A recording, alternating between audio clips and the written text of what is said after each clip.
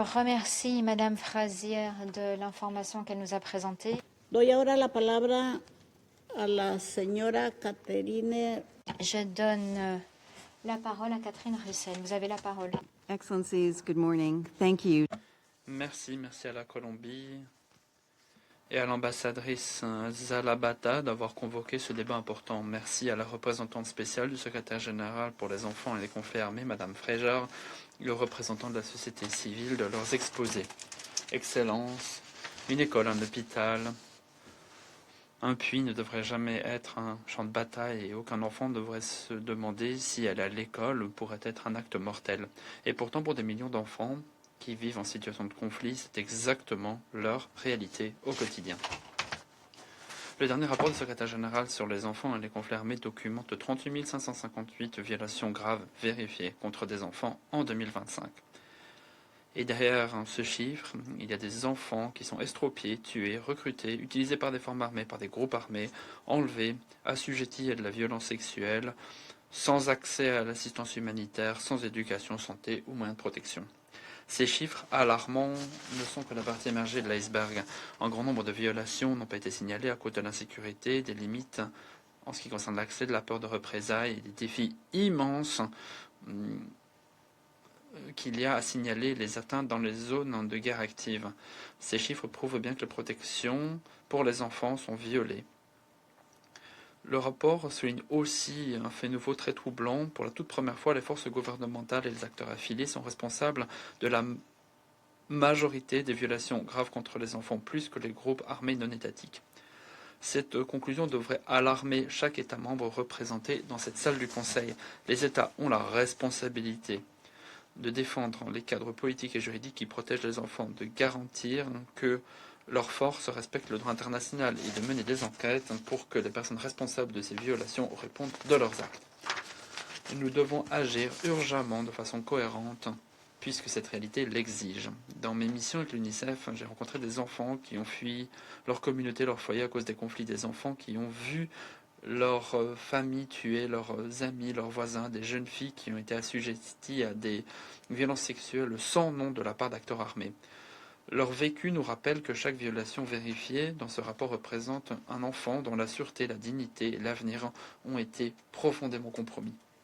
Excellence, le rapport identifie d'autres tendances vivement préoccupantes. Tout d'abord, les enfants continuent d'être tués et estropiés à des niveaux inacceptables à cause d'armes explosives dans des zones densément peuplées. En 2025, environ 70% du bilan humain enfant était causé par des armes explosives.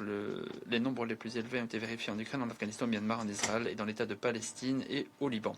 En plus de causer des dommages, ces armes détruisent des écoles, des hôpitaux, des systèmes hydriques, des réseaux électriques et d'autres infrastructures essentielles à la survie et à la récupération des enfants. Ces systèmes laissent derrière eux des restes non explosés qui continuent de tuer des enfants après que les conflits se sont conclus. Les parties au conflit doivent protéger les civils et ne peuvent pas utiliser d'armes explosives dans les zones densément peuplées. Les États doivent renforcer, pas affaiblir, les cadres internationaux visant à protéger les civils, y compris les enfants. Ensuite, deuxième tendance préoccupante, le nombre croissant d'enfants cibles de violations graves multiples. En 2025, ce nombre a augmenté pour arriver à plus de 3100 enfants, ce qui signifie qu'un enfant a vécu des expériences terribles au pluriel. Ils ont été enlevés souvent et souvent violés ou ont été la victime d'autres violences sexuelles. Pour les jeunes filles en particulier, les enlèvements ne sont pas des violations uniques. Souvent, en général, c'est le début d'un cycle d'exploitation, d'exclusion sociale, d'atteinte prolongée, terrible, en attendant leur libération. Les enfants qui survivent à ces expériences ont besoin d'aide et d'un appui pour les rescapés. Ils méritent aussi que des comptes soient rendus. Troisième grande source de préoccupation, l'augmentation du nombre de refus d'accès humanitaire. En 2025, l'ONU a vérifié plus de 8000 incidents impliquant des restrictions aux opérations humanitaires, des attaques contre le personnel humanitaire et contre les actifs humanitaires et une interférence avec l'acheminement de l'assistance. Les chiffres les plus élevés ont été vérifiés en Israël, dans l'État de Palestine, en Libye et en Ukraine. Lorsqu'il n'y a pas d'accès humanitaire, les enfants n'ont pas accès aux soins de santé, à l'alimentation, à l'éducation, aux services de protection et à d'autres formes d'appui pourtant vitales. En outre, les travailleurs et travailleuses humanitaires sont de plus en plus souvent la cible d'attaques. La plupart des personnes tuées, blessées ou détenues sont des travailleurs et travailleuses humanitaires locaux en première ligne des crises dans leur communauté. Les parties belligérantes doivent permettre un accès sûr, en temps et en heure, sans entrave pour les acteurs humanitaires. Les États membres doivent utiliser leur influence pour préserver l'action humanitaire basée sur des principes et pour garantir le respect du droit international humanitaire. Excellence. Le rapport présente un défi plus vaste. La guerre change. On utilise de plus en plus souvent des drones, des systèmes autonomes, pilotés à distance, ainsi qu'un ciblage rendu possible par l'IA. Autant de sources de préoccupation, surtout lorsque ces technologies sont utilisées dans des zones densément peuplées où vivent, apprennent des enfants. Au-delà des risques immédiats de mort ou de blessures, les drones peuvent avoir des impacts psychologiques profonds sur les enfants. La présence constante, terrifiante des drones fait que les enfants ne se sentent plus en sécurité lorsqu'ils vont à l'école, lorsqu'ils jouent, lorsqu'ils essaient de dormir. Alors que la guerre évolue, notre engagement en faveur de la protection des enfants doit rester résolu. Nous devons garantir que des garde-fous sont maintenus pour les enfants. Excellence, même avec ces tendances préoccupantes, il y a des lueurs d'espoir. Le point enfants et conflits armés continue de prouver que des progrès sont possibles. En 2025, plus de 13 000 enfants ont quitté des forces armées ou des groupes armés. Ces enfants ont été réintégrés, ont été soutenus, protégés grâce à l'UNICEF et ses partenaires.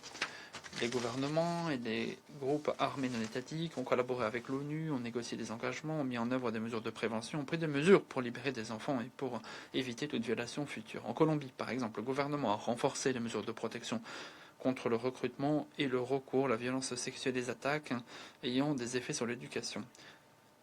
Des mesures ont été prises avec l'adoption de stratégies de prévention et des directives pour la gestion des risques à l'école et l'éducation dans les situations d'urgence. En Haïti, les autorités ont entériné des initiatives pour empêcher le recrutement par des groupes armés et pour soutenir la réintégration des enfants affectés. En Syrie aussi, le gouvernement s'est engagé à empêcher le recrutement et le recours aux enfants et travaille avec l'ONU pour raffermir ses engagements en matière de protection. D'autres mesures ont aussi été prises au Mozambique, en Libye, en Somalie, en République démocratique du Congo, en Éthiopie, au Yémen, au Soudan du Sud et au Soudan.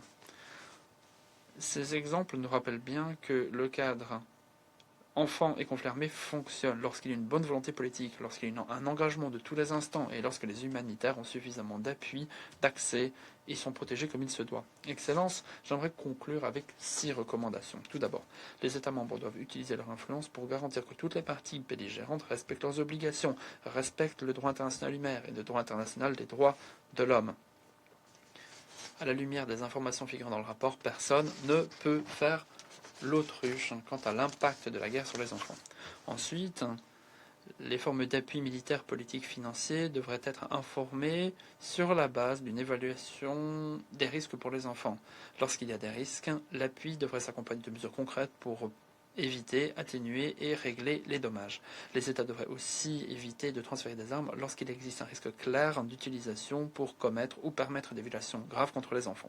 Ensuite, toutes les parties belligérantes doivent prendre des mesures concrètes pour protéger les enfants, notamment en protégeant les écoles, les étudiants et étudiantes, enseignants, le personnel éducatif, en cessant d'attaquer l'éducation, en s'abstenant de toute utilisation militaire des écoles, en publiant des ordres de commandement clairs pour protéger l'éducation et en garantissant que des comptes soient rendus lorsqu'il y a des violations. Les parties du rapport du secrétaire général doivent collaborer avec l'ONU pour adopter et mettre en œuvre des plans d'action pour éviter et mettre fin aux grandes violations sans plus attendre. Troisièmement, les enfants associés aux forces armées ou aux groupes armés doivent être traités avant toute chose comme des victimes. Ces enfants devraient être libérés sans plus attendre et transférés vers les acteurs de la protection de l'enfance pour une réunification familiale, une réintégration et une prise en charge. Quatrièmement, le Conseil doit continuer à défendre et à renforcer le sujet enfants et conflits armés, notamment en préservant le mécanisme d'établissement de rapports, en garantissant que les décisions demeurent fondées sur des preuves et en maintenant un groupe de travail qui fonctionne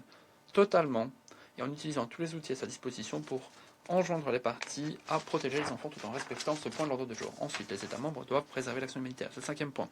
L'augmentation du nombre d'attaques contre le personnel humanitaire et le nombre croissant de refus d'action humanitaire sont déplorables et devraient provoquer une réaction du Conseil. Et enfin, les États membres devraient renforcer les cadres politiques et juridiques qui protègent les enfants dans les conflits armés.